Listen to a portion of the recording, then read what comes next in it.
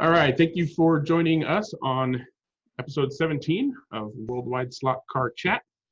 I'm your host, Greg Galb, Seattle area slot car racer for the last 10 plus years, partaking in digital and analog 1/32 scale hard body racing at home and with clubs. And we'll do short introductions and then we'll move on to our main topic. Kelly, why don't you go ahead? Kelly Avery from Omaha, Nebraska. I'm Genie2369 on a lot of the forums. And that's pretty much it for now. All right, perfect. And I forgot to mention I'm Mr. Flippin, but most people watching probably already know both of us. So, and Luff. Used to be in Vancouver. Been racing probably 45 years. Pretty much always hard body, wood tracks, crash and burn only. All right, and John? John Kitt from Toronto, Canada. I have a little YouTube show called Scale Car Garage. Please watch, subscribe, and comment. And I've been playing with slot cars since I was quite young. You look quite young. How long ago was that? Oh gosh, at least 50 years now. Seriously? Yeah, you guys don't know how old I am? Dude, you look like you're 40. I'm 57. Okay, nice. Just like the ketchup. You do not look 57, and I do not look 48. All right, Alan, your turn. You're muted. There you go. Okay. Al Schwartz, aka been messing about with these little cars for 60 plus years. I got internet problems again this time. Put the numbers on it. I'm 84. Still having internet problems? Yeah, all just right. keep going. We'll work it out. Switch to a different computer. Okay. All right. I don't know whether it's my Wi-Fi connection. I'm getting this internet connection. I don't know whether it's Wi-Fi or my basic feed. I have another computer which is wired in directly. So I'm going to switch to that in a couple of minutes. Okay. So, that's the size of it. I'll go switch to the other computer and we'll try that out. All right, good. Lloyd, your turn. Good evening, everybody. I'm Lloyd from England. I got back into slot racing about 10 years ago, and for my sins decided to go 1/43rd. Hard-bodied, like everybody was talking about just now. I'd like to get some vac form bodies, but I don't seem to be able to get any of those. So it's all hard-bodied, which I do. And all of our racing is proxy, and that's about it. All right, thank you, Lloyd. And Dennis, you want to give us a quick intro? Yeah, hi guys. Dennis Sampson here from California. Gas car nut on the forums. Long-time slot racer, sometime builder, and general dog's body as far as slot cars are concerned. All right, perfect. Thanks for joining us again, Dennis. And Phil, you've joined in. Want to go ahead and give a quick intro?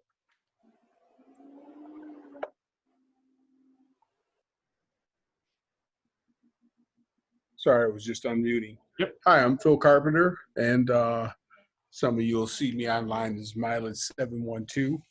Been slot car racing. Actually, I returned to slot car racing at 1/32 scale. That's not true.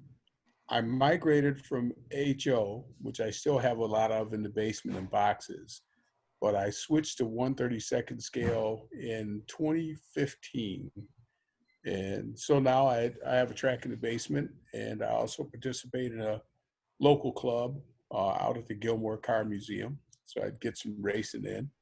And then, of course, there's all the hobbyist stuff that we do where we imagine that one of these days I'm going to beautifully make these beautiful dioramas around my track, which you see in the background, that's part of it.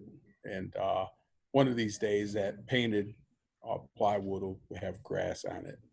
I think I said that in 2016. So I'm a slow worker, but that's me. All right. Thanks for joining us again, Phil. And does anybody on audio only want to say hi? I see Chris is on there. Thanks for joining us again, Chris. And Tony K. I know a Tony K. Thanks for joining us, Tony. That's me there, Greg. Can you hear me okay? Yep. All right. I'm here. Did you want to give a quick... You don't want to see me. I look like the fifth Beatle. I mean... Not a problem. Right? Did you want to give... I see Dennis is on there, buddy. How you doing, Dennis? Good, Tony. How's it going up there? Oh, good, good, good. Hope you're having... You're going to get a... Yeah? I'm going to get what? Well, you'll probably get a call here in a couple days. Oh, okay. Cool. You know. Yeah, you know what I mean. Did you want to tell our viewers a little bit about yourself, Tony? No, but I will. Basically, I work for Hornby USA. I'm a sales rep, and I handle most of the customer service. So with everything, lately, since the pandemic, we're getting backed up with that. So a lot of items, haven't been getting out. And we have we got a pretty good slot car club up here, our own club. There were two clubs up here in the Northwest. We're called PSSRA. Right now, we're not running because of what's going on, in this world and whatnot. And there's a few of us that are in our mid to late 60s that have issues. So, nobody wants to jeopardize anybody. But also, I get on the forums once in a while. I go under my AJK under Slot Car Illustrated. I don't post that often. I'm, busy at work. Now I'm working from home, basically logging in remotely and doing that. I go in the warehouse or the office maybe once a week. And just because we have to have distancing between inside the office and whatnot. So I know that with everything going on, it's, it's really tough with everything, situations. But, I've been on here a few times, but now I got a decent laptop that I can actually talk to you guys, you know what I mean? So, that's where I'm at. Yeah, so, okay, guys, take care. Thanks for joining us, Tony. I'm sure we'll get your input throughout the time that you're visiting with us. The main topic I'm going to have people pitch in on today is how you race or how you play with your toy cars. So if you just play at home or race with a club or whatever, how does that actually happen, logistically or how the races are managed or whatever. Before we get to that, I just wanted to double check if anybody here has a show and tell they want to do or any topic they want to loop back on. If we start talking about racing, we're probably going to end up filling the 2 hours. So I want to make sure everybody gets an opportunity to show something off or, whatever they want to do. I don't see anybody jumping up and down. Oh, yeah. Oh, I've got something. There you go, Luff. Tell us about your... Had to do it. Had to do it. Tell us about that new car. We should talk slot cars. It's a car. I know. Well, Love, hopefully it's soon to be a slot car, right? All right. I've got a Model A Roadster pickup for a slot car, but I haven't been able to find the two-door sedan. Well, I'm sure once you get a hold of one, you'll be showing it off to us, and we look forward to that. Tony, did you say you had something you wanted to say or talk about? I thought I saw your name flash up there for a sec. Alan, I thought I saw you raise your hand. Yeah, a quick check here. I moved to a different computer, obviously without my imaging lights, so I'm talking from the dark. But is this any better than it was before? I was breaking up before. Yeah, much better now. Yeah. All right. What it is, it's obviously not my computer, my line, but my Wi-Fi connection is unstable. Yeah, that can happen for so many reasons. Yeah. But I'm glad you got a stable computer now, and we can not miss anything. I got something for you guys today. Okay, go ahead, Dennis. A couple of years back, a buddy of mine gave me this old 1/32 scale car, scratch-built car, all corroded and rusted, and I put it in a box, and a little while ago I actually took it out and I restored it, and you can see this is the car, right?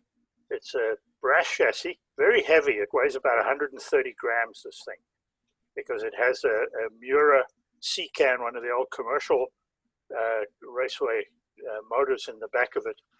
And it was all cruddy and rusty, but it was nicely built. And the guy who gave it to me had absolutely no idea where it came from, what its provenance was, anything. Anyway, so I restored it. I got it all nice and clean. I made some rubber tires for it so I can run it on my own track. And I put a Better Bodies from the UK vacuum formed Shadow DN2 on top of it so that it looked nice. And I posted the whole thing on my Facebook page. And everybody said, ooh, wow, you know, they oohed and they awed. Nobody actually had any kind of information for me until yesterday, when a guy came on and said, oh, I've just seen this post because I got linked to it by friending the guy in England who makes the bodies. And I built that. And the fellow's name is Bob Ward, and maybe Greg knows him. He's a guy from the Seattle area, probably quite well known up there. I think he's moved down to Oregon or somewhere now. He did have a store in Puyallup, I think, for a while, called Victory Lane Hobbies. And he came out with a story that he had had a whole bunch of sets of parts machined, all these brass parts, and he assembled some, and other people assembled some, and he still has enough parts left for about 20 cars. So if anybody wants to build one of those, Bob Ward is the guy who's going to get it. I've ordered another 2 because I want to build some more, because they're pretty cool. Hey guys, Dennis, I missed that. I'm sorry. What were you talking about? Who's that, Walker? No, this is Tony here. Oh, Tony. Talking about a chassis that Bob Ward built. Yeah. You probably remember the chassis as well as you remember the guy. Oh, yeah. We ran him at his place at the old, back in the day. Wow. You put it under that? Yeah. It's a vacuum formed Shadow DN2 from Better Bodies in the UK. Cool. Good job. Yeah, so Bob still has a bunch of those kits, and if anybody wants to build them, he's quite happy to sell them off at, I think, $10 a kit plus shipping. And so that's the story. The interesting part about that is that the design, he built this in about in the mid-1980s, he said, right? And I was looking just now before I started the call to look at that, and I came across another one that I did a restoration of a little while back. And this particular car was built in the mid-1970s or in the late 1970s. And it was built by a friend of mine in South Africa. So almost no development in maybe 7 or 8 years between those 2 cars, which is kind of strange. I've never actually seen that sort of thing happen before. Anyway, I just thought I'd show you that. That's pretty cool. Did he tell you the best way to contact him if any of our viewers want to get a hold of him? He did give me an email, and if I can remember correctly, no, I can't remember right now, but I'll find it and I'll let you know. Okay. And I'll myself. I'd like to add a postscript to that. Go ahead, Alan. Yeah, I met Bob Ward probably about 20 years ago. Business took me to Seattle, and I had some contact with him, and then met up with another chap who was in Seattle at the time and has now moved somewhere, I don't know, to the wilds, I think probably Nebraska or something like that. Last name was Smith. I've forgotten his first name. Alan. Alan Smith? No, I know Alan Smith. No, this is another chap. He made some bodies, and I've been to Bob Ward's track. As a matter of fact, Scott he Smith? ran- Scott Smith? Scott Smith. Yeah, that's it. Noisy Bob, Muse. Bob Ward ran the first proxy race that I entered, which he called the Daytona West Proxy. And this was back about 20 years ago. So I've seen his track and some of the other things. It was interesting. I don't get out that way very often. This was a business trip, and I was able to tack that onto it. You said Dennis, you said he built that in the mid 80s? Dennis? Yeah, that's what I was just unmuting. Sorry, that was what he said. Mid 1980s. Surprising, he had the rear axle tube at that stage soldered onto the can. Yeah, and this particular one is quite interesting. I'll pull the body off and show you. Give me a moment, Greg, before you zoom in on me. Because what the guy did, what he did was, here you go. There's a set of screws just in front of the motor. Yeah. And on the front of the motor is this little tab. And so this whole thing has a suspension system at the back, much like the early electric radio control cars had. Yeah. So that's why I dated it around that time before I knew when Bob had built it. Okay. And according to him, some of them were built this way, and others were built just by soldering the motor direct onto the back of the main chassis, or the center plate of the chassis. Okay. So some had this, some did not, but it was very, very nicely built and very simple. It has a nice, cool feature in that the hinges for the side pans are all on one long piece of, oh geez, I can't get it out now. There's one long piece of piano wire that goes all the way up to the front, and it's clipped at the front. And if you take that right out, both sides, you can disassemble the whole chassis. It comes apart in 4 pieces: the centerpiece, the 2 side pans, and then this front end assembly. So it makes it nice if you ever wanted to clean it up again, you know. Yep. This one's quite nice and clean right now, apart from the rubber. But, you know, it's a C-can, and it has an International 15 armature in it, Chris. So you must know what it does to rubber tires. Mm-hmm. It shreds them a little bit. It's fun to drive, though. But at 130 grams, yeah, you need 2 hands to pick it up. Well, that's really cool. Thanks for showing that off. And Right, Tony, I'll text out Bob Ward's email address to you all. okay. in the And chat. Tony, I heard you saying that Bob is back in Puyallup. Maybe I misheard. He might well be. I know he was in Oregon at Yeah. one point. No, he's back in Puyallup, living at his regular home. Cool. For him. Yeah. All right. Does anybody else have any show and tell before we move on to our main topic? Seeing none, let's move on to our main topic. And that is, as I mentioned earlier, how you play or how you race your cars. Just to get the ball rolling, I'll go ahead and start.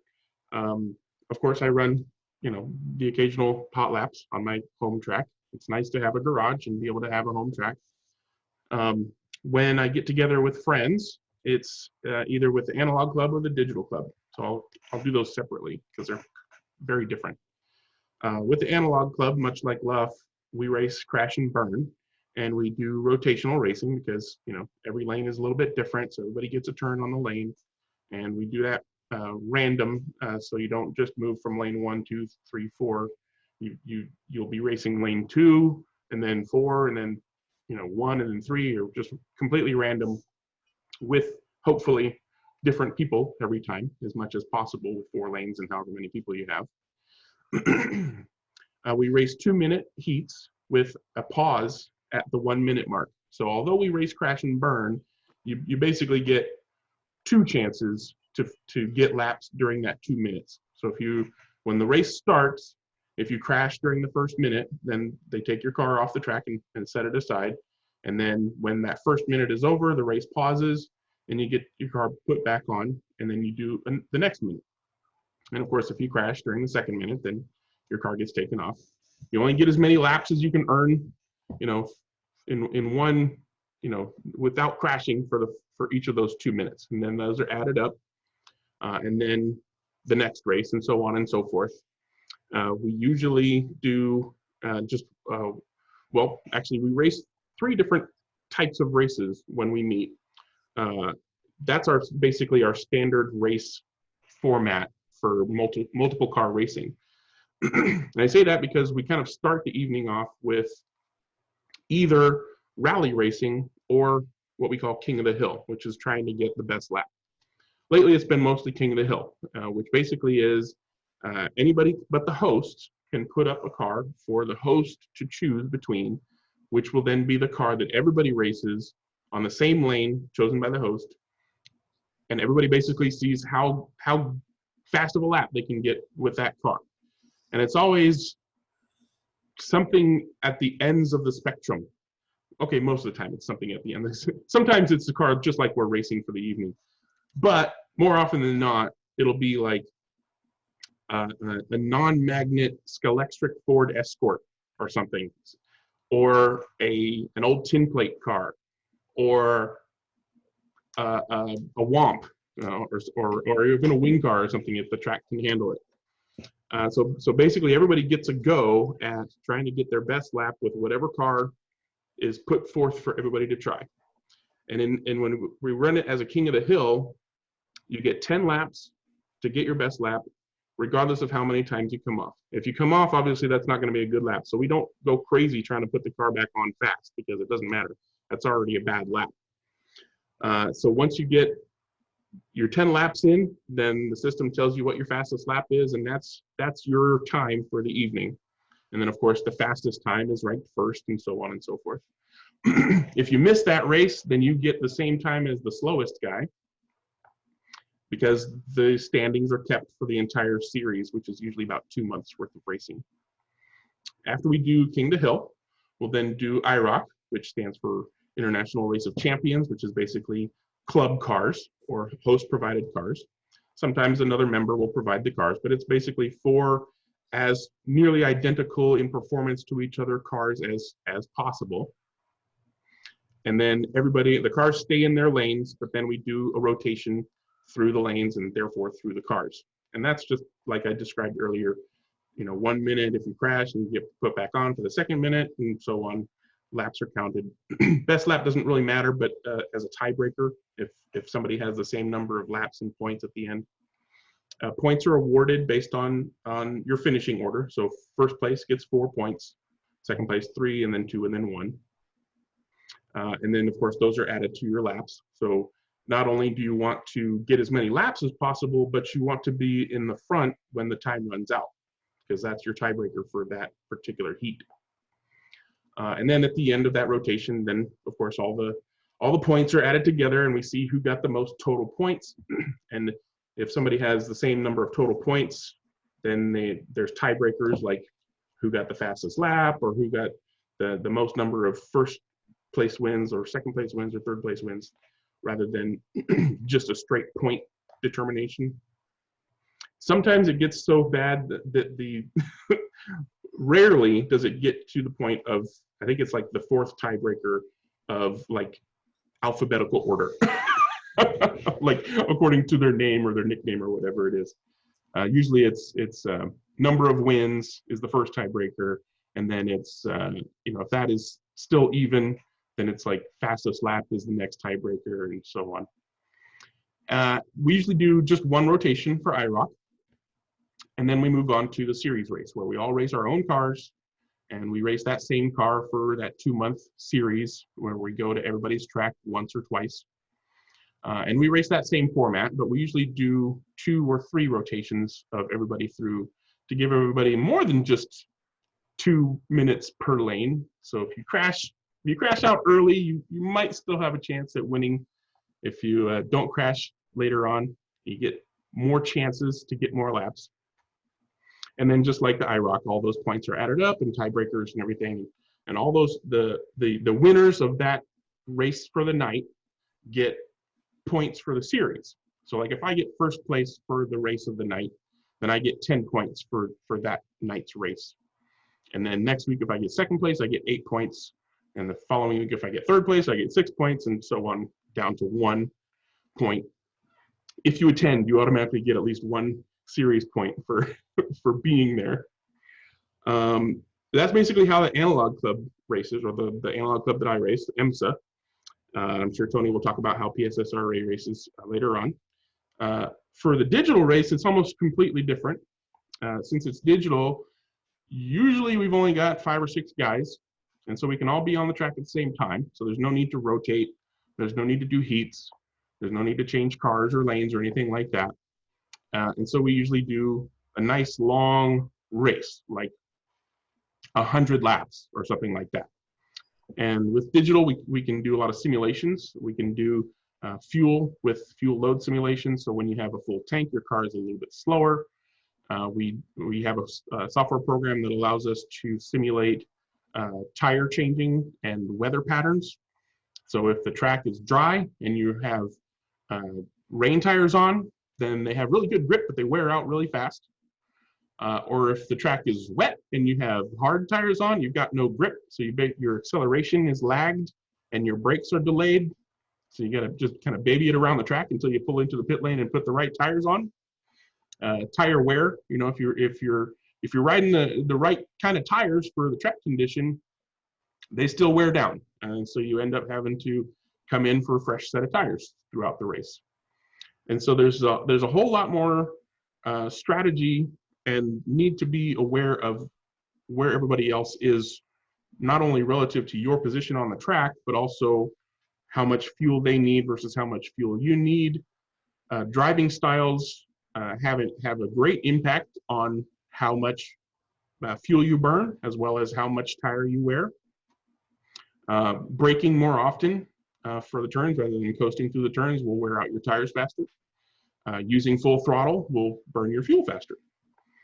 So the guys who just kind of baby it around and stay on the track often can skip an entire pit stop because they don't have to refuel as often as the guys who are driving hard. And so often you'll have a race that's won by the tortoise rather than the hare, or you'll have the races that are, more often than not, races are won by the guys who are not only good racers, but manage to stay out of trouble, manage to stay out from in front of somebody who's going to barrel through them, and stay out from behind somebody who's, you know, braking at the wrong time, so you don't end up rear-ending them and crashing both off. Speaking of crashes, since it's a long race, we usually use some kind of penalty for crashing rather than crash and burn. We did crash and burn a long time ago, but we have it's such a more challenging type of race with regards to car interaction. You know, somebody can much more easily kick you off on a digital race than on an analog race. I mean, you can sideswipe somebody on any kind of slot car track, but when you can just run somebody through on a digital track. So rather than penalize that person for getting run through, we don't do crash and burn with digital, but we do penalize. And because what you see with your eye and what you think your trigger was doing at the time doesn't necessarily match with real life, and which I proved multiple times by having video recordings of a car interaction and being able to play it frame by frame and see, no, your tail slipped out, not his. We decided that a crash is a crash, regardless of how it happened, whether you caused yourself to crash or somebody else caused you to crash, just like real racing. If you're out, you're out. And so you're penalized for, you know, whatever. And it's not really a penalty so much as the fact that your car crashed means, you know, it's going to be behind for some reason, you know, damage or whatever. And so one of the penalties imposed on people who crash is damage. One of the software program that we most often use that has all these awesome features, when you trigger a track call, and with digital, we're able to just let go of the trigger and the software says, oh, he's not racing, he must have crashed. Track call triggers automatically. There's a delay between when you crash and when that happens. So that's part of the penalty, you know, a couple of seconds of distance lost, but also a damage point. And when you run out of damage points, you have to come into the pit lane to repair the damage. Otherwise, you don't count laps. If you're running with no fuel, bald tires, or damage, you don't count laps. So you got to come in and get fuel, tires, or repairs. For the newer racers or the less skilled racers of digital racing, we usually give them a few more damage points. And the more skilled racers who tend to finish first have fewer damage points. So if they get damaged, then they'll have to come in for repair more quickly or more often than the newer ones, because yeah, the newer racers tend to crash a lot more. And then sometimes we'll do that 2 or 3 times, depending on how quickly that went and how many people we have and how much time we have. Unfortunately, we don't have all that many racers, but there have been a couple of times when we had enough people to be 6 guys on the track at once. And mind you, this is 2 lanes, 6 guys on a 2-lane track. And then another 5 guys around the track to marshal cars. We've been able to actually have what I call active marshaling a couple of times. And I admit that does kind of it changes the race, right? Because you're not, when you do track calls, the race basically stops, right? So everybody just kind of is like, okay, what's the situation? You can look at somebody else's fuel load and somebody else's tire condition and stuff like that during the track call, and kind of strategize during the track call. When you have active marshaling, you really can't do that unless you've got your buddy standing next to you as a marshal and he's like whispering the stats of other drivers in your ear or something like that. So the races go a lot quicker too, right? Because there's no pauses for every crash. And then usually during the pause, everybody's like, bullshitting or chit-chatting or whatever. So active marshaling is nice. But unfortunately, unless you have enough guys to race and marshal, then you pretty much got to use track calls. So we've pretty much just come to accept the necessity of track calls, and we deal with it. With the analog club, it's we usually have enough guys to just grab a car off the track. They don't have to be at every corner because you're just clearing the debris off the track, basically. I think I pretty much covered everything, but I'm going to assume that I missed something or glossed over something. So if anybody has any questions about how I race with the analog club or how I race with the digital club, now is the time. Go ahead, John. I was going to say, with 6 guys on 2 lanes, that must be really intense at times. Oh yeah, I mean, go watch some of the old draw videos, Digital Racing Alliance of Western Washington. But there's a sublime joy in a clean pass. When you're right behind a guy and he's just as good or close enough good to you that it's not just to go around the slow guy pass. And then you're vying for who's going to be ahead enough to get back on the preferred lane. And regardless of the track, there's always going to be a preferred lane or a preferred racing line, changing lanes or not changing lanes. On my track, I don't have even lanes, so you tend to be on the inside lane because it's shorter.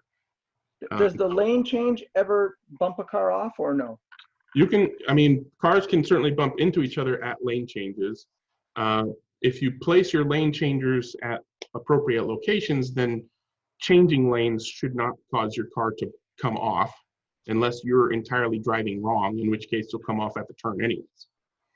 But yeah, there's plenty of lane change crashes, and that's why a nice clean lane change is such a wonderful thing to see and to be a part of. Because when you're doing it, sometimes you're not even thinking about it. You're just racing, and your mind says, "Oh, I can probably get in the front of him," and then you change lanes. And when it works, you're like, "Yeah!" But then when it doesn't work, you're like, "I'm sorry, I didn't mean to crash you off," because there's no guarantee that you're going to bump the other guy off. A lot of times you bump yourself off when you change lanes, or you both bump off, or in very rare occurrences, neither one comes off. But there's no guarantee you're gonna knock the other guy off rather than yourself. So you generally don't want to try to change lanes into somebody on purpose, but it certainly happens on accident enough, just as shunts do quite often. But that's another one of those sublime things when you're racing, when you're right behind somebody and you can trust them to not brake at the wrong time and to not delay their accelerations wrong or whatever, and you're bumper to bumper with the guy for laps, that's almost as good as a clean pass. Well, that was my next question. How many guys brake test you? And of course, they don't say that they were brake testing you. They say, that's my braking point. I'm like, dude, you're a whole track away from the turn. Why are you braking there, you know? But some guys do. Like one of the guys, unfortunately, he passed recently, Dave Rock. He was a coaster. He pretty much always preferred to not have any brakes, and he liked to add extra weight to his car when it's allowed. And he would basically just coast through all the turns. He never went full throttle. He never used his brakes. He just kind of did it. And he came from HO, so that's a much more common racing style with high magnet HO cars with their coasting feature and all. So that's the way he raced. And so over time, you learn not to be right behind Dave unless you know that it's Dave. So you don't go as deep into the turn as you normally would have if it weren't Dave in front of you. Right. Thank you for those questions. Did What anybody would else have be any? the typical minimum amount of track per racer, like 2 meters, 3 meters? I mean, there are people out there who proclaim that there is such a number, but there isn't. I've raced on big tracks with plenty of room for cars with just as much mayhem as on small tracks with barely any room for cars. It's about the drivers.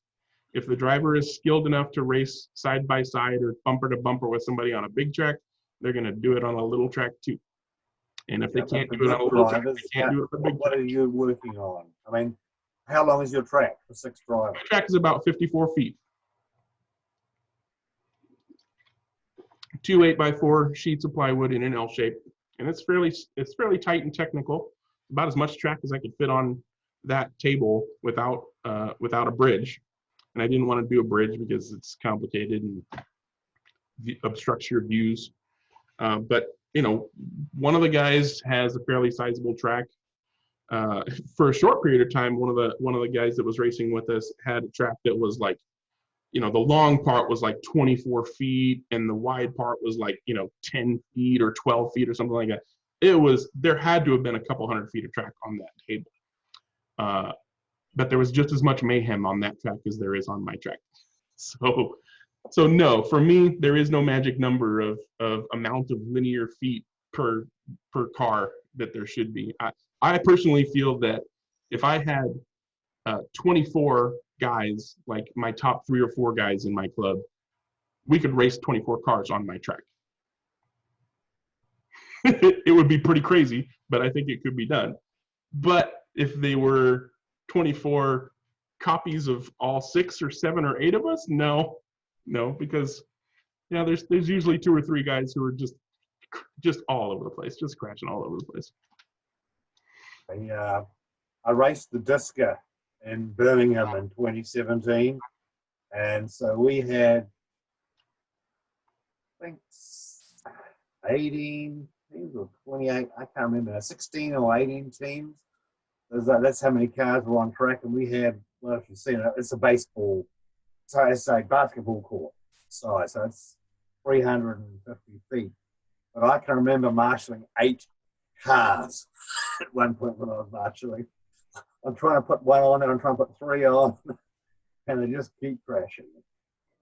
I would not want to be one of those guys laying on the floor for that marshalling, but I've had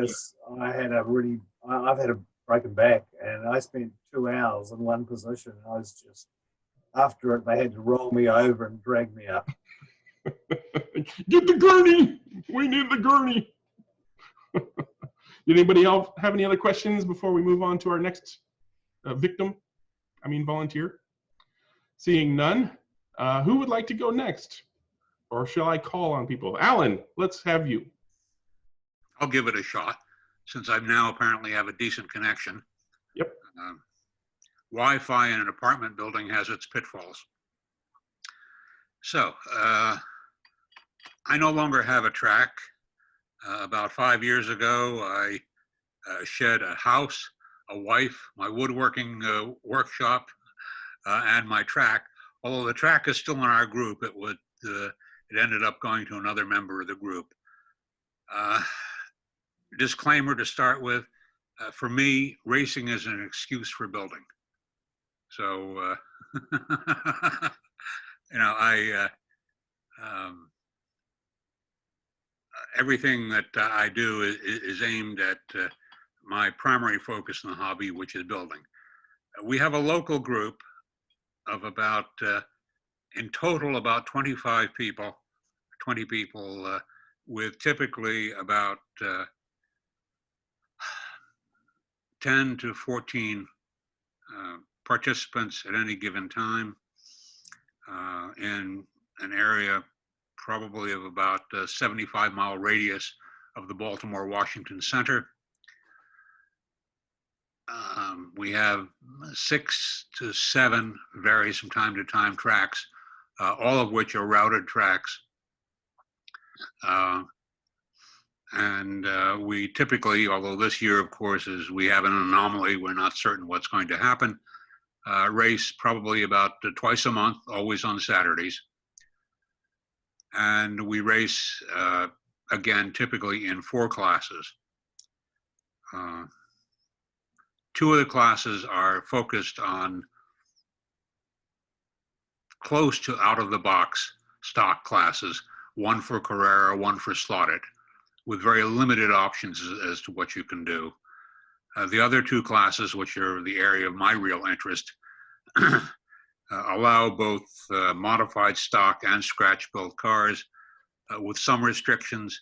Our pre-1962 sports car class is limited to 14.7K C-can motors, and our 64 to 74 sports car class has a spec motor. It's an 18K, again, a C-can motor. I've been campaigning to allow some slimline 050 motors in the pre-62 class, because there are some cars in there that I like to build that you simply can't put a C-can into. All of the tracks use dead strips. I can't recall the names of the various race management programs. We typically run 3-minute heats with a minute between heats, and then tote things up at the end. The programs take care of the rotation, and at the end, it's simply who has accumulated the most laps. In all cases, or almost all cases, unless nobody shows up, the races are marshaled. That leads to an occasional source of hilarity, hopefully not to offend anyone. There's one member of the group which is still being chided for his desperate call for a track call when his car went off under the bridge, which was "Track Jesus." So he has been since then known as Track Jesus. It's a very informal group. We have no dues, we have no officers, we have no formal structure. Rules are decided by discussion, typically at the end of the season for the next season. We run non-magnet. The rules are designed to stick things pretty close to scale. There are limitations on width, there are limitations on ground clearance, and particularly in the pre-1962 class, there are limitations on things such as tire tread width.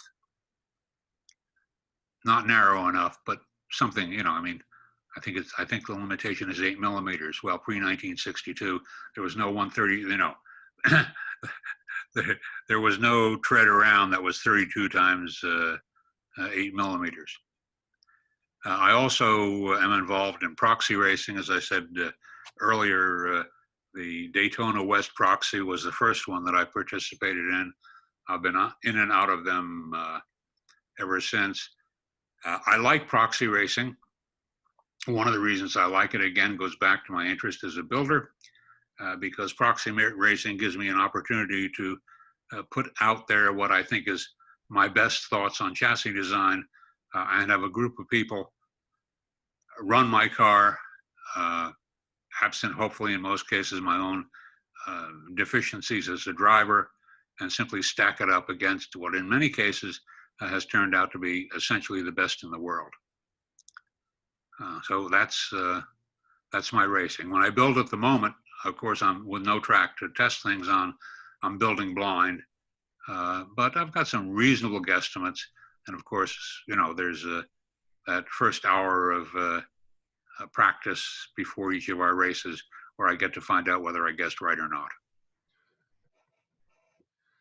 All right, thank you very much for sharing. Is there anything that you would think is not common in the way that you guys race? Like, do you ever do fuel? I know that can be done in analog racing. We do that from time to time with a couple of our club members. No, we don't do fuel. As I said, we have track calls when cars go off in inaccessible places under a bridge, or in a couple of tracks where you simply can't get to it quickly. The emphasis is really on a combination of driving ability and car preparation. Case in point, we typically have a 1-minute break between heats. One bone of contention in the group is whether or not you should be allowed under this downtime to wipe off your tires. My position is no. If you want to wipe off your tires with a lighter fluid-soaked rag or something like that, you do it under the green. Most people disagree with me, so. Yeah, our analog club, any tire prep must be done prior to the beginning of the race, and after that, no tire anything. And of course it's a joke, you know, when some of the guys pick up a car, you know, like if they crash their car right in front of themselves, you know, oftentimes they'll marshal their own cars, and you know, you see them going like this, you know. It's like, oh, what you doing there? Just making sure the gears are meshing. Yeah. Yeah. Mm-hmm. Stuff like that. We do have a rule that allows a reasonable amount of time. That's in our rule book. We're pretty unorganized too, but we do have a rule book. And one of the rules is if your car is having technical difficulties, then you are given a reasonable amount of time to resolve that. So, for example, during the first minute, your car starts off just fine, but then throws a wire, and so it just stops dead on the track. So it's considered a crashed car, and they pull it off the track. And at the minute pause for putting crashers back on, they're given a reasonable amount of time to fix the wiring problem. So sometimes we're shooting the shit for 5 minutes or 10 minutes or something like that. Yeah, we do something similar in essence in allowing a substitute. Yeah. You know, if you have one that meets the class specs, and you know, I mean, my typical box going to the races will be one car for each of the two stock classes, the Carrara and the slotted class, because I really don't care about them, and at least 3 or 4 for each of the other classes. Just a note in passing, one of the things that I've observed over the past 25 years, there was a time when I could build a car, and our rules were looser then, with a chassis and motor combination that simply blew away anything that came out of a box. That is not the case anymore. Some of these better box stock cars are pretty, you know, put decent rubber on them, true the rubber, and they're pretty quick. Yeah, even in the last 10 years that I've been in the hobby, there's been a lot of improvements, and most of them were before I even got back into the hobby. Yeah. Thank you very much for sharing, Alan. And who would like to go next? Or should I just pick a victim. Kelly, go ahead. I'll get in. So, can you hear me all right? Yeah, go ahead. Okay? Okay. So, yeah, I changed to my actual current layout because that. So, I guess since we're going to talk about racing, but you know, I do a couple different types of racing, and most, frankly, even with our local club, who do try to race approximately twice a month. You know, there's usually a race about every other week. We have a premier class. The premier class is comprised of 8 different classifications of cars. So if you're a new slot car enthusiast and you introduce yourself to the hobby through that club, if you have these particular 8 cars, you know that every race night, you're going to have a car that can race. So that's one of the things about racing with that club. It has 34 classes of cars in its rule book, and they all have, you know, it's a magnet race, so we race magnet most of the time. And just about every car I have has magnets in it.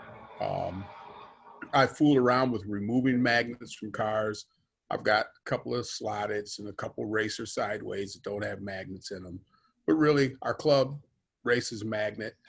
Because of that, I loosely use that rule book at home.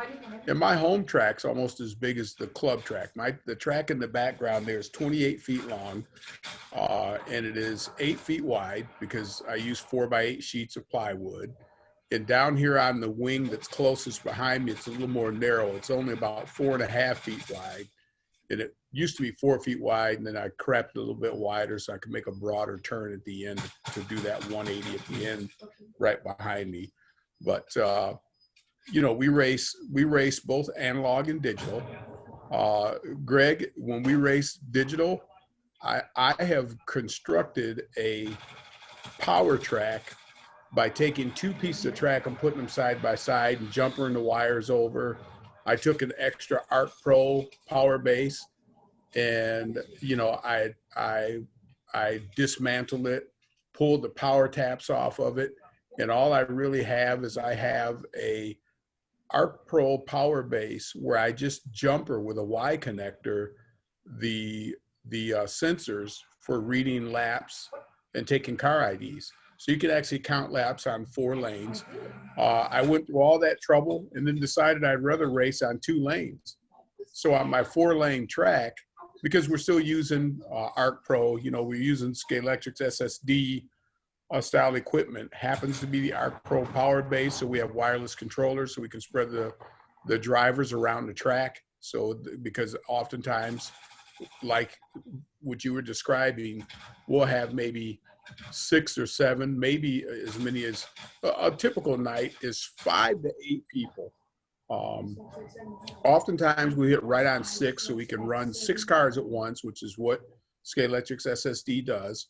And then we have those 6 drivers. We use the Arc Pro with wireless because it was inexpensive to get wireless that way, and we can spot the racers around the track.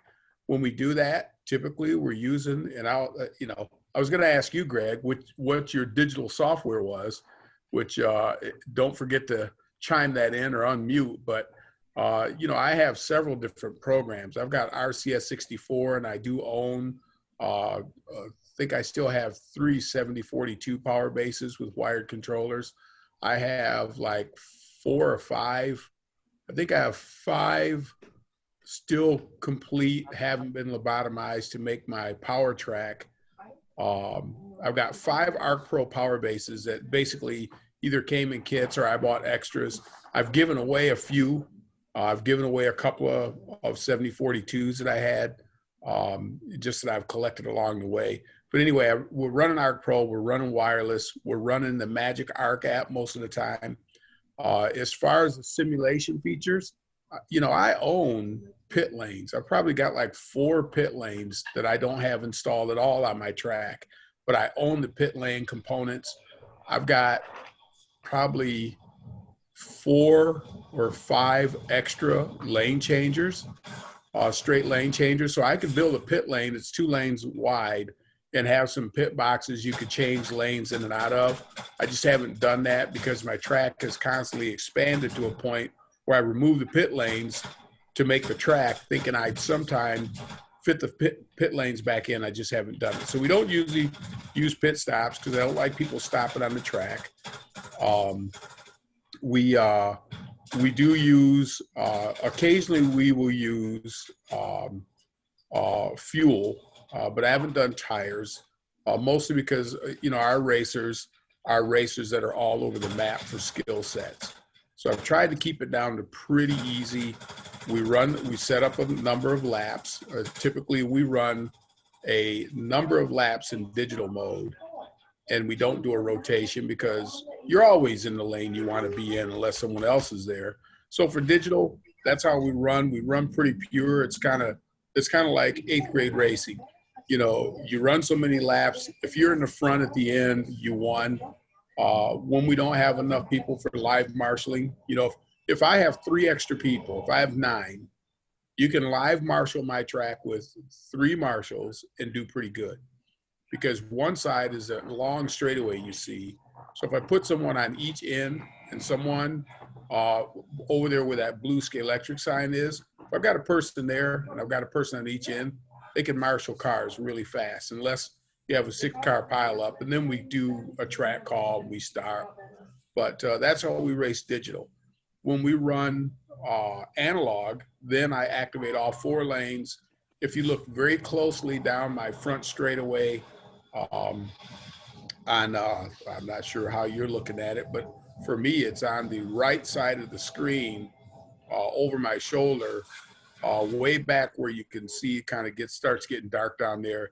There's a TrackMate interface, a light bridge, right? So there's an IR bridge there. We run that for lap counting in analog mode. And then in analog mode, when we're running that, I'm using PC lap counter most of the time these days. I also have TrackMate. I also have, I have like 5 programs that I've licensed. I've got Ultimate Racer, I've got TrackMate, I've got PC lap counter. I can't remember all of them right now, but I've tried to buy just about every RCS that at the time was available in 2015, that was available to buy that would work with a 7042. And so I have those. What I having the IR bridge is nice because I don't have to, I'm not married to any particular power track. And with it, I can continue to run the ARC Pro. And then what I did was PC lap counter can do a track call and controls power at the beginning and end of the race. And it does that because I bought a little $20,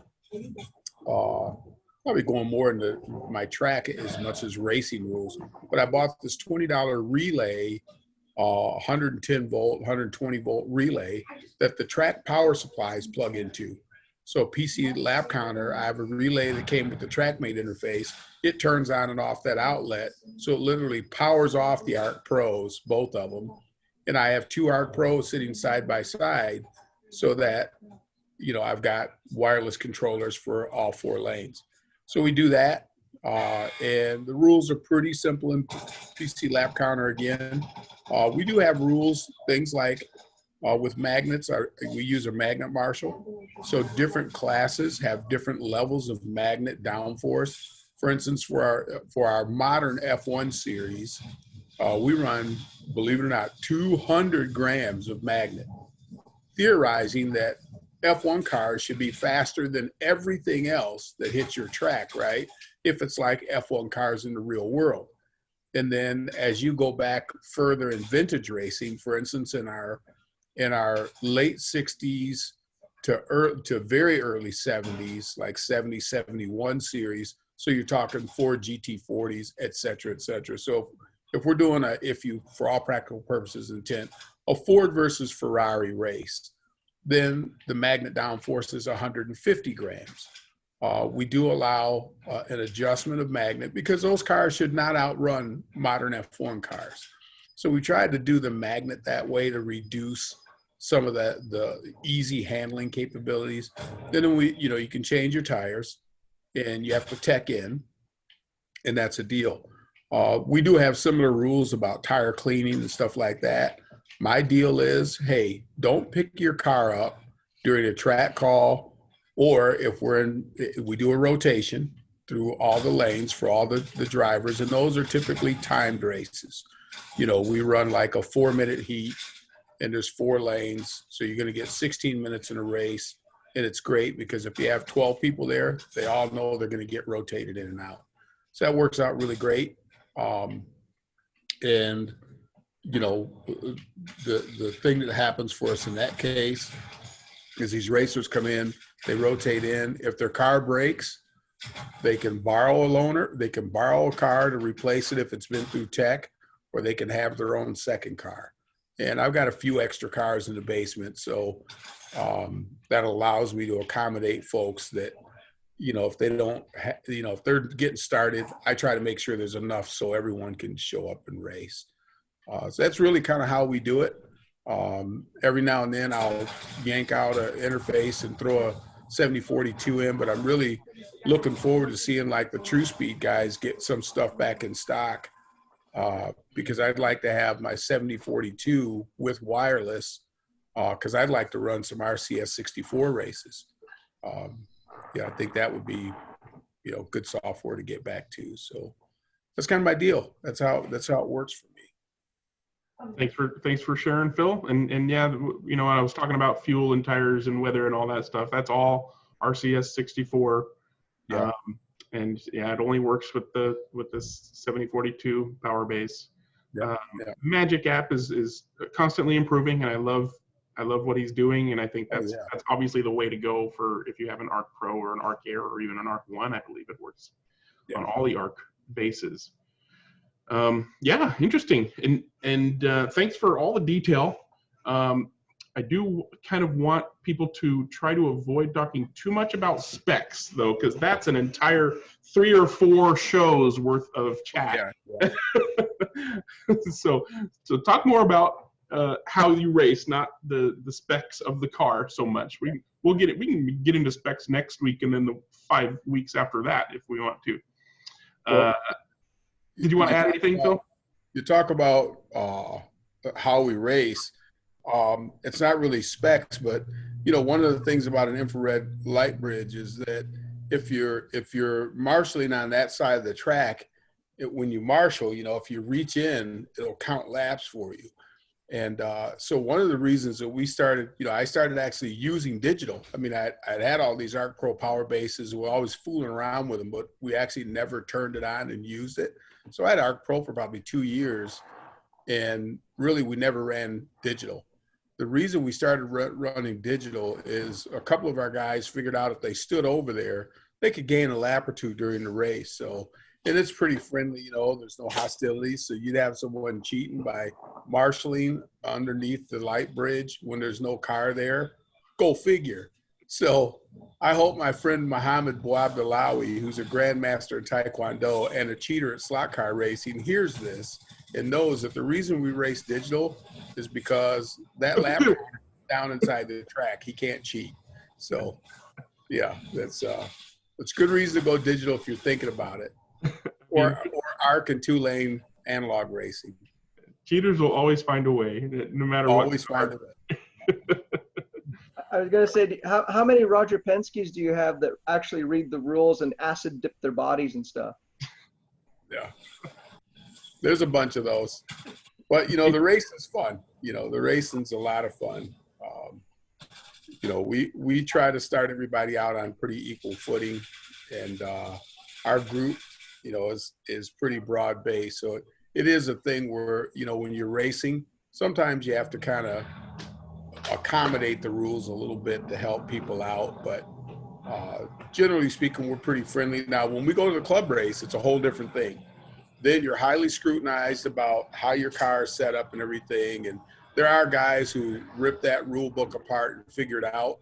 But at the club, the way we race is we're using old TrackMate software with the old giant, you know, block colored plain, you know, you get your average lap speed, your median lap speed, your current lap time, and your best lap time, and who's in the lead. There's no extra stats, but that software works great for the group. You know, you come in, you set up, you tech in, and then the racing commences, and there's nothing there. There's no track calls. There's always live marshaling, and so when you get there, it's just get on and burn through your 4 rotations and go as hard as you can. That level of racing is a lot of fun, but it's decidedly old school. And, I'd like to see us do more, I guess, I hate to use the word diversity because it's such a poison pill in today's society, right? But I'd like to see a little more diverse racing action.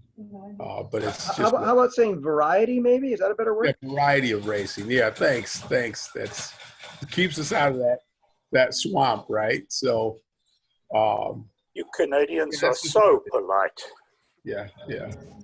As long as you're not skating with a puck, we're wonderful. Yeah.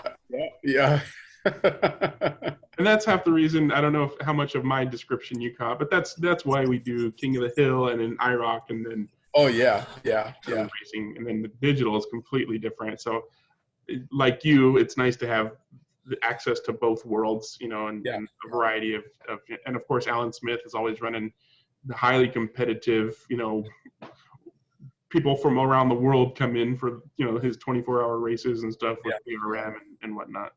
So variety is the spice of life, as they say, and so also the spice of slot cars. Did anybody have any questions for Phil before we take our next guest? Just an observation, if I may. Yeah. And Dennis will remember this person. Talking about rules, late friend of mine is Larry Shepard made the comment that the more rules you have, the more opportunities there are to cheat. Is Larry Shepard still around? No, Larry died a few years ago. Yeah, and Luff, I'll want you to kind of go back over, I know you talked about it in some detail previously, but the way that you guys race and the way that Steve, I think it was, raced pretty much eliminates a lot of those cheating things because you can race whatever car you want to put on the track. Kelly had his hand up a minute ago. Did anybody have any last minute things for Phil before we have Kelly talk about his thing? Okay, we'll get to you in a minute, Luff. Kelly, did you want to tell us something about how you guys race? Yeah, I mean, I can, Greg, but mine's is pretty similar to you and Phil. I'm a digital racer, and so if you wanted to go with a different direction, and you can come back to me if you want to deal with, because we haven't talked a lot about analog, so I'm not an analog racer, so if you want to get a little bit different. But okay. mine's, I mean, I can go. It's real short. Go ahead then. Go ahead. I do SCX track. I use PC Lap Counter as my software. We do digital racing, usually 6 racers at a time. And the way my track was, I call it a huge paper clip. It was on a 6x12 foot table, had marshals on both ends of the table. And we had 2 groups. We had a junior group and a pro group. And for the season, we usually did 6 races every other Saturday. And one of the racers from the pro group kind of would adopt the junior groups, because the junior groups were anywhere age from 14 and younger. And so when they raced, the pro group marshaled for them. And when the pro group raced, the juniors marshaled for the pro group. And just like before, we had pit lanes, we raced with fuel. Didn't turn on the tire aspect or damage aspect. The way the junior group, we didn't do as far as damage or crashes, but the pro group, I had printouts of everybody's car, and depending on how long the race was, just like you, whether you caused the crash or you got crashed, your penalty, you got a mark. And so if we did, we had sprint outs where it was just 30 laps. And in 30 laps, the way my track was set up, you had to pit at least twice. And so that was the shortest race that we would do. And for every 30 laps, if you crash twice in the 30-lap race, then it was basically you're DQ, you're done. And so whatever your lap count is, that's where you would place that for the race. So the longest race we would do was 250 laps. And on my track, 250 laps on the pro level was probably about 20 minutes, 25 minutes of racing. On the junior level, a little bit longer because they didn't handle the cars as well and they had a little bit more crashing. But we kept points, and at the end of the season, you had a pro champ, junior champ, and then you combine the points and basically a racing team. And so the racing team would win. And so after every race after we got done, then we would have just open digital racing, whatever laps we decided. I had all the cars because once again, it's not a popular thing here in Nebraska. Well, I won't say it's not popular. It's not popular around the people who I know, I mean, there's people here who race. I just don't know them. So the people I know, it's not really popular. And trying to spark interest, I didn't want someone to buy a car that was 50, 60 bucks, and then they race a couple of times and they didn't like it. I personally love it, so I had just about enough cars for everybody to race, and they would come, pick out their car. There were certain cars marked because certain people bought those cars, so you couldn't race with those cars, but all the other cars were available to race. So a person, even though they were in the club, didn't own a car, they may race with, a Darrell Waltrip's car one week, and then the next week they race with another car that I custom made or whatever, or I painted. All our cars were stock. Engines that came with the cars, tires that came with the cars. I didn't change any tires or anything. We raced straight out of the box, and that's how we race. And we also race with magnets. And so you got 1 point for every lap you completed, and then each winner, because we would race 6, it broke down 6 points for the win, 5, 4, 3, 2, 1, and that's how we did our points. And that's pretty much it. I mean, it was competitive, just like you said, with the lane switching. And once you make a perfect pass, even if you didn't win the race, you felt like you accomplished everything. And my track, parts of it was 2-lane, but parts of it was 4 lanes. So if there was a lot of lane changing where there was a slow person, you could go to the 4 lanes to get around them and get back over to get back to the 2 lane. So that's kind of how my track was set up. Trying to think how it was set up. Oh, I had 1 hairpin turn, which was in the middle. The rest of them was pretty much standard turns. So, and that's what we raced, and it was fun. Don't have the SCX track set up anymore, like as before in previous videos. I'm switching over to Scale Electric, but with all the pandemic and everything and remodeling, I haven't had a chance to set my track up yet. I'm looking forward to use the Magic app. I haven't had a chance to use it. I am indifferent because I like the PC lap counter, because me and you talked before, because of the car sounds. It would give you the real car sounds once you cross the start finish line. And so if you're racing NASCAR, you had the NASCAR sound. If you're racing DMT cars, you had those sounds. And so it gave you a real aspect and a real feel that you were, at the race. And so that's my story. Thank you very much. And I'll just add that, my digital club had gone through so many different racing formats, and, to try to find what we liked as a club. And one of them was chips. When you crashed, you had 3 chips, which is basically 3 crashes. And when you crashed, you get put back on, you put a chip down. When you run out of chips, if you crash again, then you're DQ. So very similar to your little, check mark or your little whatever you were doing.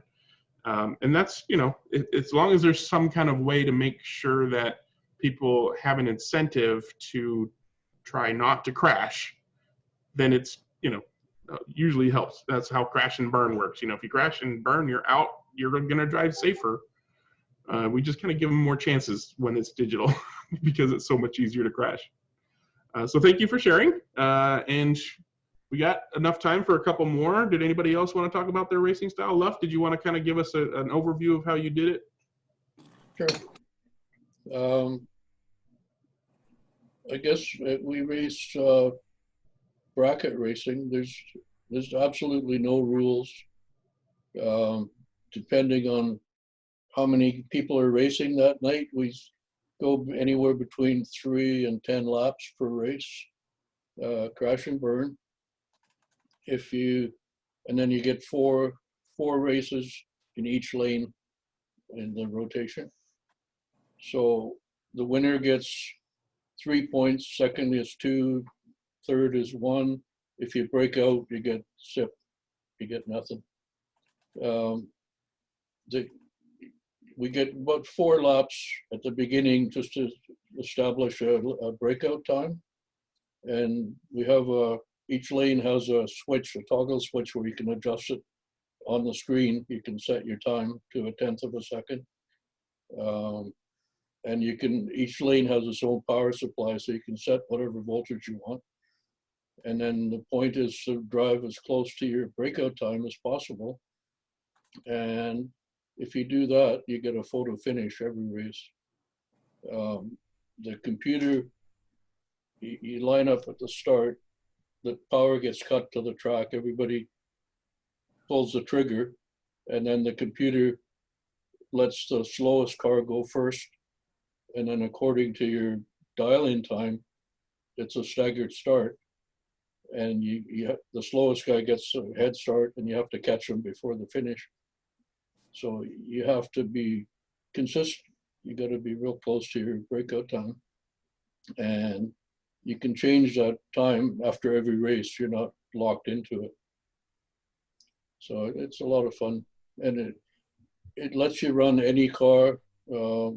If depending on who's lined up, 3 guys, they all might want to race equal cars. And then you get door-to-door racing. And sometimes in a 3-lap race, you have to lap a guy. So it's interesting. I love it. And I once my analog club starts getting back together, more regularly. The computer calls out your lap time every lap to the 1/10 of a second. So you know how close you are to your time. You're not having to look at the screen. That's helpful. Yeah, you don't want to look up. No, not for very long, that's for sure. And there's a lot of times where all 3 guys will break out. Oh no! So it's zero points race basically. Yeah, it gets, and then it's good for new guys. They can be competitive. We just tell them turn your power down to 7 or 7.5 volts, and just cruise. We have to go like mad to catch them. And they can, a lot of times, a new guy will win the night. That's very cool. Does anybody have any questions for Luff on how that works logistically? Or this is with that guy up there that basically does the wiring and software for you, right? Yeah. Yeah. Well, we also had a single lane hill climb where you start at the bottom, you work your way up to the top, loop around, back down, and then stop. And every night we put a different car on the track, and everybody gets 5 runs, and you count your best 4.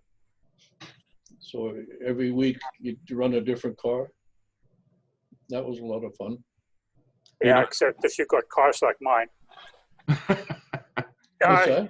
I sent a car up to one of Keith Haynes's Targa Proxies. Okay. And it had so much brakes that he couldn't drive it up the track. It would stop at some point. I lost the whole Proxy because of that bloody hill climb of yours, Luff. Do you still have that hill climb, Luff?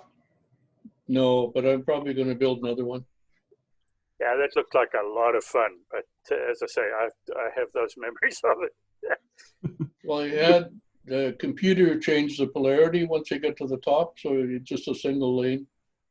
And we had it like it was four sector times that you could get, so you could tell where you're winning and losing time. I'll build another one. Awesome. Looking forward to it. And our viewers can find, what was the name of the hill climb again? I don't know. I never I don't had a know. name. There's videos of it. I remember watching a lot of videos of the hill climb. Knowing Luff, if he says he's going to build one, we'll be able to see it next week. Next week. Well, thank you very much for sharing again, Luff. Does anybody have any questions for Luff before we move on? Seeing none, who wants to take a stab at their racing style now? We got Lloyd, we got Dennis, and now we I'll have take a go. All right, Dennis, go for it. All right, down here in California, you know, we're real laid back guys down here, right? People rather surf than race cars and whatever, but 1/32nd scale home racing in this part of the world is a very, very casual, unregulated, non-arranged kind of thing. There are a couple of guys who have tracks, either in a garage or on a patio like mine, and under normal circumstances, meaning when there's no virus keeping us at home, we will get together maybe once every 6 weeks or so, sometimes a little more often than that. Most of the guys who race at those events are guys who run regularly in our 1/24th scale at our commercial tracks. And a lot of them only started running 1/32nd scales when I got them around to my track and started introducing them to cars, to slotted first and NSRs and Thunder slots and such things later on. And we run, as Phil was saying, we run real old school, right? We will run, if we're running our own cars, we have two basic classes. We'll run inline cars against each other, and we will run angle winder and sidewinder cars against each other. And that's pretty much it. No other rules for the rest of it. We will segregate people who are running rubber tires from people who are running silicone tires, but in general, everybody runs rubber. And then if we're running those races, what we'll do is we'll run however many guys we've got, 3 minutes a lane, add the totals up, and whoever wins, wins. And it's for bragging rights to the next race. We'll take a photograph and we'll put it maybe on a website somewhere, but that's all you get for it. There are no points, there is no series, there is no season. It just happens when it happens. One of my friends, one of the guys who has a track in his garage, is doing things a little differently, and that's really a lot of fun. We'll go down there, and for all the racing that he presents at his track, he provides the cars for every race.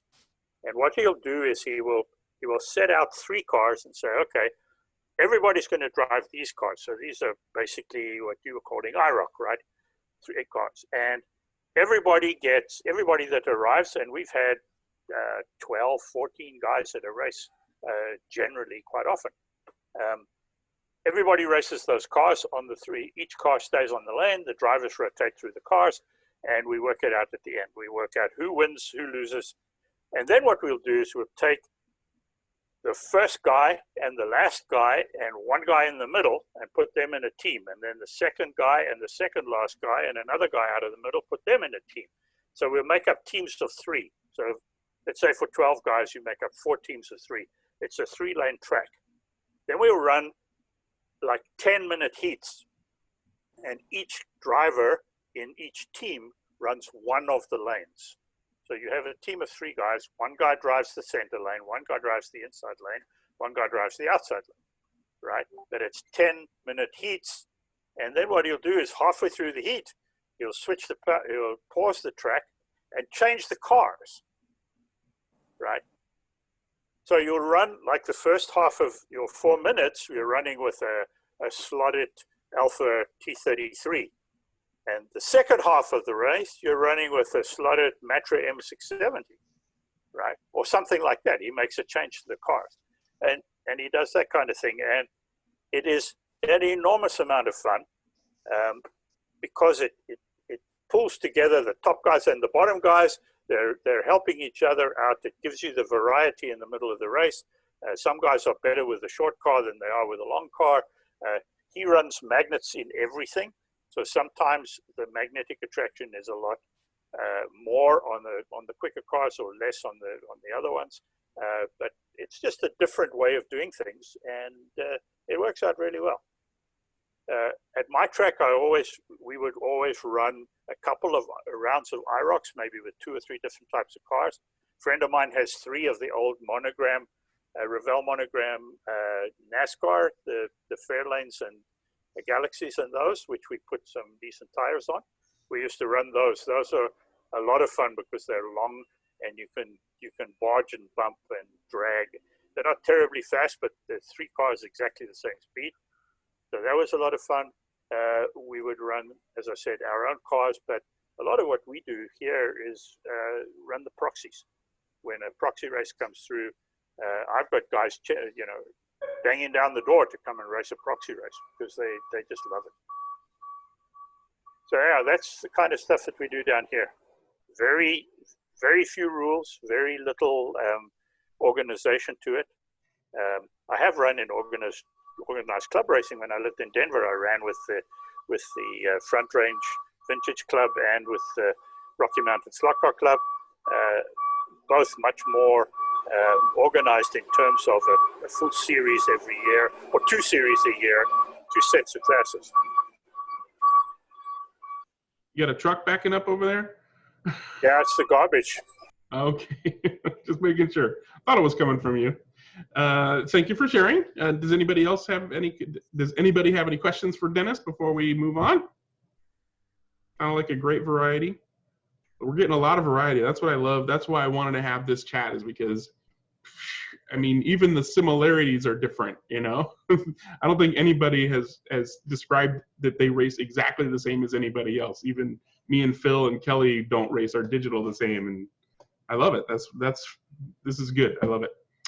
We had one, we race crash and burn.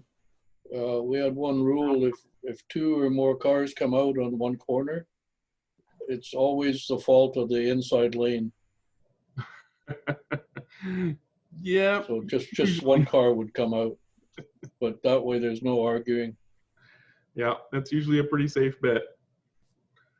Lloyd, did you want to tell us about how you enjoy your slot cars? Yeah. In our scale, we're nearly all home racers. There's only one organized club that I know of, and it's a HO club down in Kent, and it's called HO North Kent, in other words, honk. And every couple of months, I think, they actually have a 143rd race night. I've never been down there. Every time I go down there, I miss their dates, and I've never got there yet. But they run straightforward, out of the box, Carrera Go, that sort of thing. The majority of any racing that we do is proxy racing. There's one major proxy race every year called Pronomag, and it's run by Peter in Austria. There's no rules. Send what you want to send, and the car that I think he does 25 laps with them, and I think the winner is the one with the highest average time, but he also does fastest lap as well. But it's up to you what car you build for that, and it is surprising how many different types of cars seem to be successful there. But the majority of them on flat tracks like that are very lightweight. They've usually got 3D printed chassis and fairly light resin bodies. Some of them have vac form bodies on them, but the majority have the majority have resin bodies. The other thing is, although there are no real rules, the cars always are very nicely prepared scale models. They look really good. I haven't really asked. I've seen a lot of the tracks that the other people have made. Many of them are lots of good scenic tracks out there, but I've never really asked how they race on them. But I think the majority are just with friends or family or solo racers like myself. If I want a session on the track, I basically put the timer on and see if I can beat it. On the rally track, it's see if I can actually do 2 or 3 consecutive laps without coming off. But generally speaking, from my own point of view, I make things, I don't really race them. 10 years ago, I was at the local Norwich, a club called Norwich Slot Racer. The initials are obviously NSR. And there were serious racers on a, can't remember whether it was 4 or 6 lane commercial type track. It was serious racing, but all of the cars were basically ready to run slotted NSRs and whatever. Where you take a car that costs you £50 and then spend another £50 trying to keep up with all the other people there. After a year, I gave up on that. It just wasn't my scene. I want to make things. If there was a 132 club around where you scratch built cars, which I know there isn't very many that do that these days, I may have been interested, but ready to run isn't my thing. I like making models. The fact that they move is even more fun. That's about it. Well, I was wondering, because I know you had that very long shed with your hill climb rally on one side. How do you time it? What kind of system do you have for timing? Oh, it's very complicated. It's the plastic thing. no, it's the Carrera bridge. Oh, the one you can just plop down on any. Yeah, and my rally track has a little platform either side of the track, so the Carrera bridge could go on there and time the one car on there. It works. The Carrera bridge is too big for your track, so you have a little outcropping to hold the bridge up. Yeah, on the rally track I have to, but it's actually designed to be used with 143rd as well as 132nd, so it fits in quite well on the racetrack. But there's never enough actual racing going on with more than one person to really need the multiple track timer. I would like to get a more, I was going to say more complicated, but certainly more sophisticated system. But I don't really need it. Not for the sort of racing I do. I can. It's very interesting when I do put the timer on and realize how slow I'm going when I thought I was going very quickly. Yeah, and like I use something similar for the super little open proxy. They had us, the easiest thing for us to get was the little mini Z, like a Radio Shack radio controlled car timer thing. Yeah. It just has an infrared, it just, when the car goes close enough, it bounces off the car and detects a lap. Yeah. And we were just doing, a set number of laps and, how fast you could complete those laps and what your time is for completing those laps. And that's how the proxy race was run for the super little open proxy. So yeah, I kind of figured it was something like that. There is some niceness about having a computer screen that shows fastest laps and all that stuff. But, when it comes down to it, as long as you can, set a number of laps and get a time out of it and the best lap time, that's pretty much all you need. There are apps for your phone these days that can do that too. Yeah, phone apps. I mean, this was oh wow, that is kind of scary. Yeah, I've got one that's called LapTrax, LAPTRAX, that I use on my little on my phone on my little Gymkhana track. Yeah, there's a bunch of apps now. Stick up before computers, we had a dip switch in one of the slots hooked up to a stopwatch, and the guide flag would push the dip switch down to start the stopwatch. And then the second time it came around, it would stop it. Then you had to write down the time and reset the clock so you could only time every second lap. And it only worked in one lane, but it was exciting. Yeah, it's some way to tell how fast you were going and to beat it on the next time around. Yeah. Before we go on to our next one, I wanted to make sure that we didn't leave Slothead out of here. He's been throwing up some chat stuff. He says, Greg, really like the way you race. I've added a pit stop format to the solo proxy events I host. For a 92-lap race, a 1-mile challenge, cars can go 40 laps on a tank of fuel, so 2 stops are needed. Participants pick when to pit and strategy, cautious, nominal, or aggressive. It sounds interesting. And probability of problems changes with strategy and are enacted using a random number generator in the race tracking spreadsheet. So if you go, you're more likely to have a problem if you go with an aggressive strategy. That makes sense. He also said, this is the most recent one here. As a solo racer, I use a system like Luff's to run simulated races. Use an inverted start with slowest qualifier or last in points on the pole and fastest car on the rear with delayed starting times. Run segments for all cars and see current running order. Top cars can win if they have fast, clean runs, while slower cars up front try to build a large lead while faster cars are trying to get to the front. These lap penalties ensure clean driving is essential. So yeah, very similar to how. Yeah, come through. I've turned the camera off. Also similar to how Steve described. Yeah, the camera's off. Lloyd, there we go. So we got Slothead's basics there. So thank you for sharing that, Slothead. Does anybody have any questions? Well, Lloyd disappeared, so we can't ask Lloyd any questions. I'm sorry, I'm behind. I was reading Slothead's comments. Dave joined us. Dave, do you play with your toy cars anymore? Yeah. Well, I haven't been racing with the guys the last probably 3 weeks because of COVID.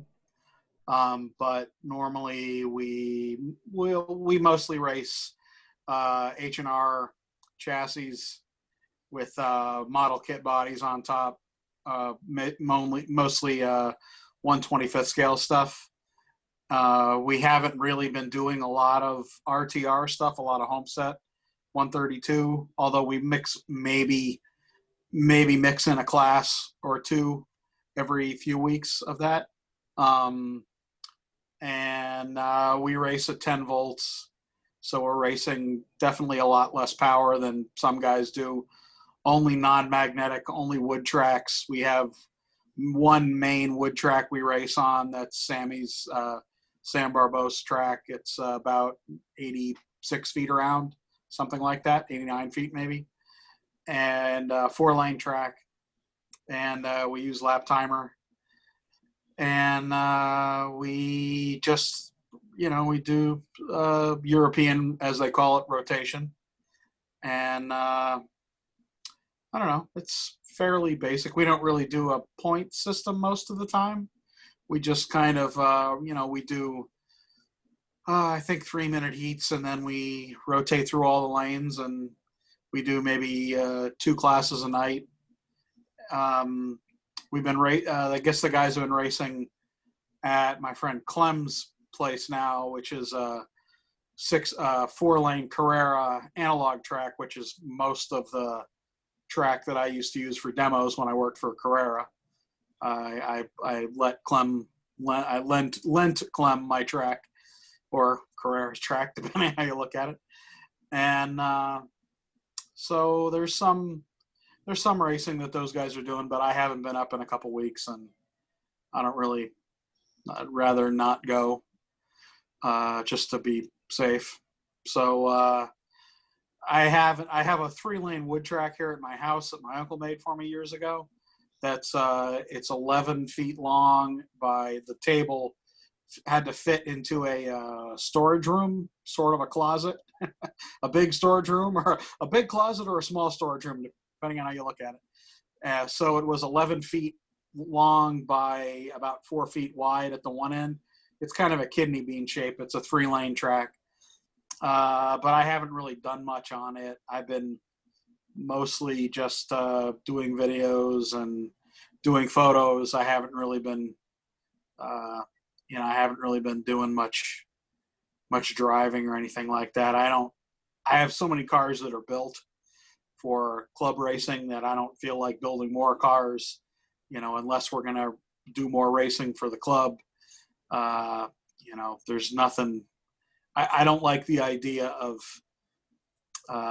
kind of the speed at all cost classes. That's why we kind of don't race slotted stuff anymore, because the cars are kind of way too fast and there's kind of too many options, and it gets into an arms race then, and then nobody wants to really, have to buy the newest offset this or that, or angle winder offset this or that offset. So it gets to be a little too much for us to,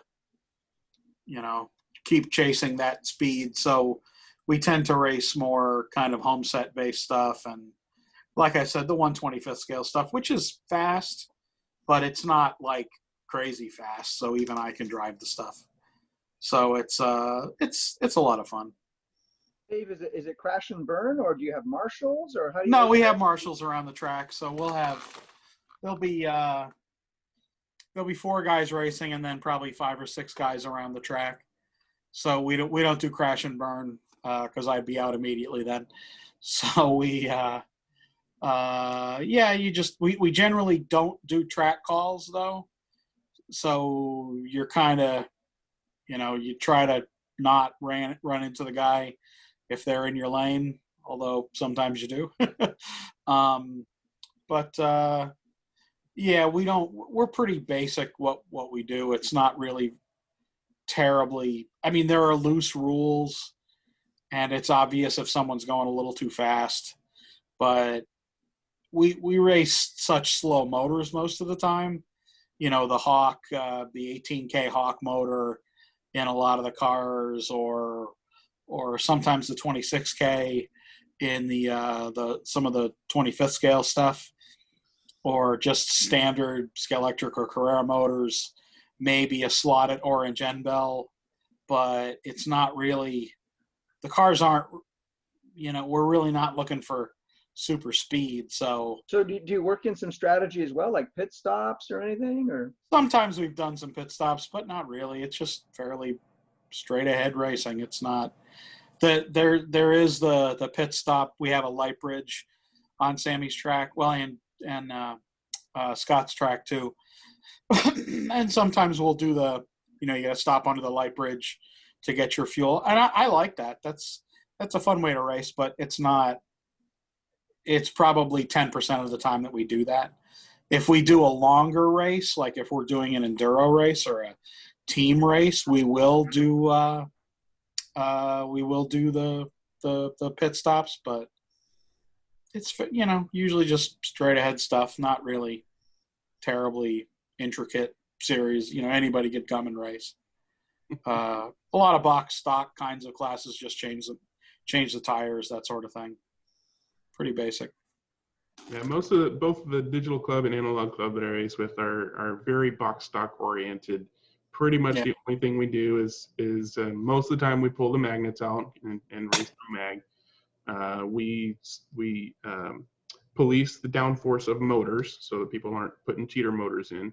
But most of the time it's, the spec is what the car came with, except for the replacement of tires, because 9 times out of 10, the stock rear tires don't hook up on Scalextric Sport track, which was what most of our tracks are. Got a few routed tracks, and pretty much, anything that hooks up on Sport will hook up on a routed track pretty well. But when you're talking about fuel, it reminded me of a time, I think it was when we did I forget what the name of the Proxy was, but it was open wheel cars, or maybe it was NASCAR or something, but we were doing a oval racing. So it was basically just a 4-lane oval.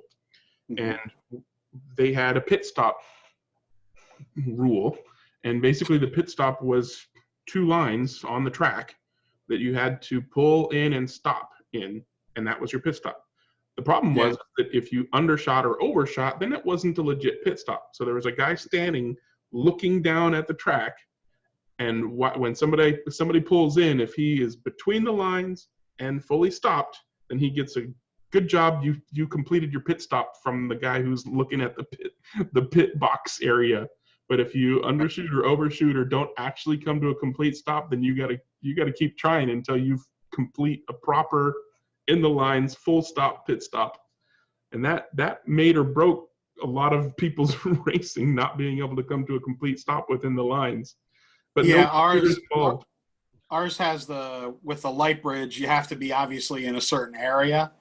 So if you go a little too far, you have to go the whole way around again. Actually, when we race at Scott's, he usually, I'd say half of the time, he does use the pit stop. And you have to stop at exactly, I mean, it's within a car length. You have to be pretty close. And I do like that. It's just, we don't do it at nearly as much at Sammy's track.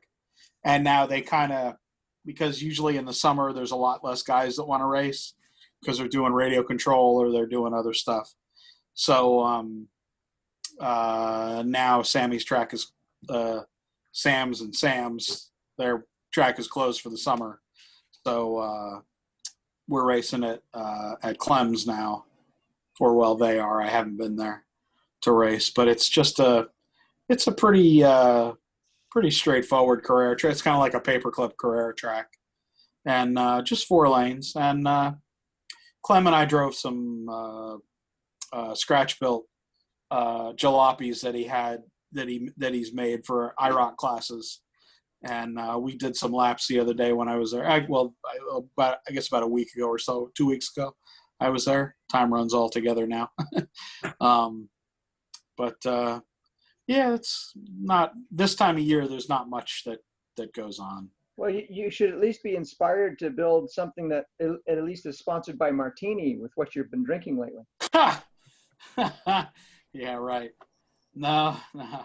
I got plenty of those cars around here. There's some. Yeah, I don't know. There's some. Oh, yeah, right here. Yeah, fly. There you go. Yeah, next to my desk here. Just remember to put an olive beside it. That's yeah. It's a 2 olive night. Awesome. So. Yeah, the light bridge pit stops are a lot of fun. One of the guys in Analog Club has that capability, and he really likes it. And so most of the time we race his track, we utilize that system. And being a digital racer, I'm much more used to having to mind my fuel levels and coming in for a pit stop than the other guys are. So I tend to win on those nights, which is always nice. Yeah. But yeah, his system is set up so that if you just like you said, if you got to park under the light bridge, you basically have to be obscuring the sensor, Yeah. And if you've got a car that has a very open chassis and you don't have a full cockpit, sometimes the light will shine through your window and you stopped under the light, but it's not actually registering. That can be annoying, but most of the time it's either undershoot or overshoot or something. But then of course, if you run out of fuel as you overshoot, then you're dead in the water. You're just boom, no power. You ran out of fuel, buddy. Tough luck. Better luck next time.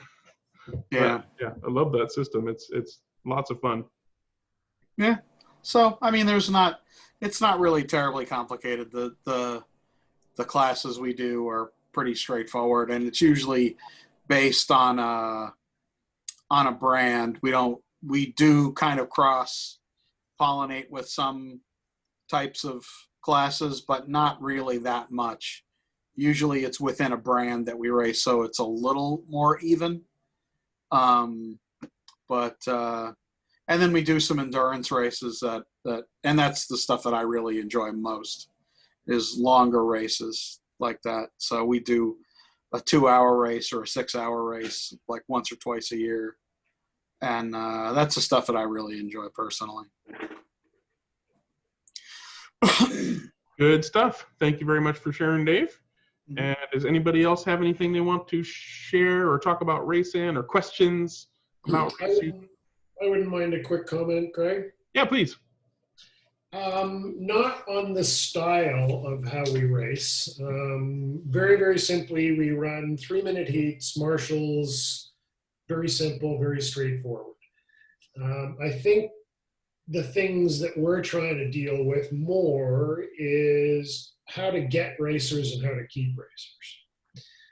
So to that end, we have abolished any season's points. Each race is a race. Good for you, Greg. You won tonight. See how you do next week.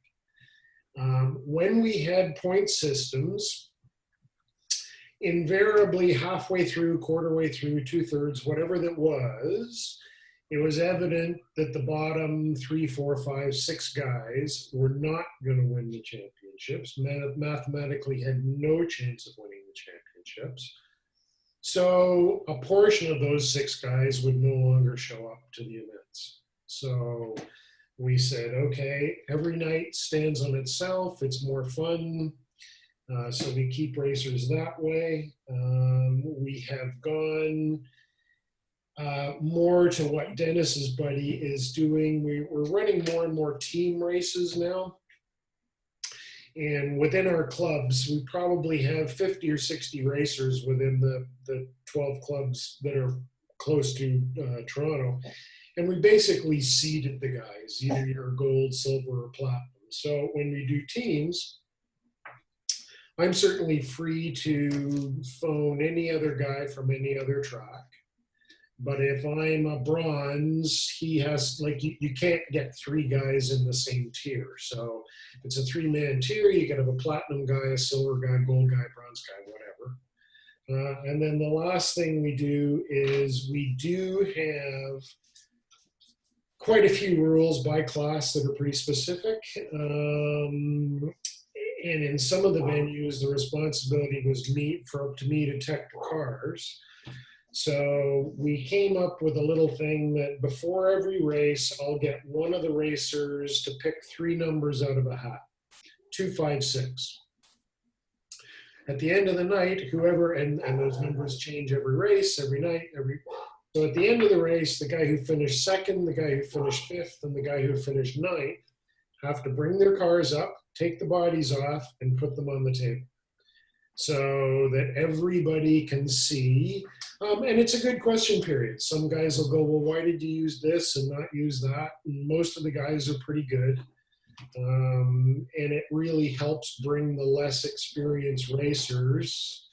Oh, gee, they see something. And there's nothing like seeing something. So they see a different gear, or they see a different motor or something. So I think those are the things we focus on more as opposed to the race formats. We're trying to get more racers and keep more racers. And so those elements have become key in our race night operations. Yeah, that's the perennial struggle of most clubs, I imagine. And one of the reasons that both of the clubs that I race with try to keep things box stock as much as possible, try to have spare cars on hand if somebody comes and just wants to race, and try not to make a big deal about the points. And you know, most of us don't really care too much about the points. But yeah, I can see how, you know, if you know you're not going to win and you don't want the feeling of losing, then you might just not go at all, just to not have that feeling of losing, I guess. Well, there's also a bit of a corollary on that. If you're not going to win, one of 2 things can happen. You can not show up on a couple of nights, or you can try to do some things to your cars that may or may not be within the rules. Either one of those things is not good. They both bring up, you know, sort of bad situations. And I tell you, at the mini grid commercial shop, which is now, the track's no longer there, it closed down. But for 5 years, we raced every Thursday with 24 or 25 guys, and every single race was a bracket race. So what we would normally do, we would decide on what kind of car are we going to run. So we're going to run, you know, the perennial, we're going to run slot group C cars this race, So I would take a car out of the box and just make sure everything was fine on it, add a little bit of weight and a pair of tires, pretty simple, basic stuff, and drive it around. And so I would set up, if I could do an 8-second lap, we would set the bracket at 7.75. So with a little bit of tuning, you can improve your time. With better driving, you can improve your time. And we set the brackets close enough to a mild tune-up that there was no real need to go out and spend $150 on motors and all the rest of the stuff, because you could, get there or thereabouts. So I hate bracket racing personally, but however, we got 25 guys every Thursday night, so you can't buck, what it was, and the computer wouldn't count breakout laps, and you'd have breakout laps, and you would get a much bigger variety of winners within the racing night than you ever would if it was just a balls to the wall, go as fast as you can, no rules thing. So anyhow. Thank you very much for sharing. We're coming up on 2 hours. I think I'll go ahead and wrap things up for now, and people, of course, can keep chatting. Before we go, does anybody have any last-minute questions for Chris or for any other people who want to? I don't know. John's pointing at something. I did have something I wanted to mention about Polycar, the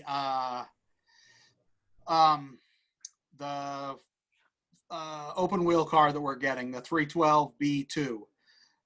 So I've been talking with Maurizio a lot because I'm working a little for him, not much, but a little. Anyway, the B2 that we're getting here does not have the Ferrari logo on it, on the car. The crest is not there. It's not that it's covered. It's not that it's got a sticker over it or a decal or whatever. It's just left off of the car entirely. And obviously there's no Ferrari name on the base either. But so if you want to get the 312 with the crest, you're going to have to get it overseas, because they don't want to, Hornby US has said that they don't want to bring in any, is an issue with Ferrari everybody knows about, everybody thinks they know about. So they don't want to even come close to an issue. Slot it doesn't, Maurizio doesn't. So that they're going to not have, there's going to be 2 versions.